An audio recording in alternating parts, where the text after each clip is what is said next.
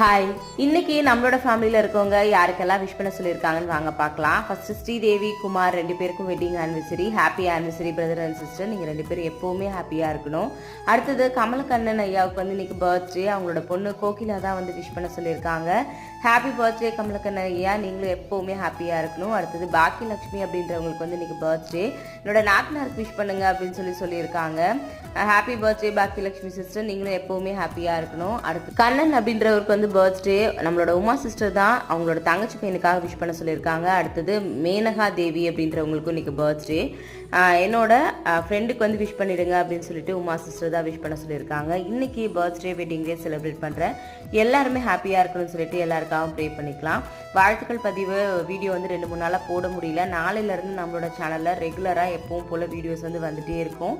எனக்காக என்னாச்சுன்னு சொல்லி டெக்ஸ்ட் பண்ண எல்லாருக்குமே தேங்க்யூ ஸோ மச். மறுபடியும் நாளைக்கு வாழ்த்துக்கள் பதிவில் பார்க்கலாம்.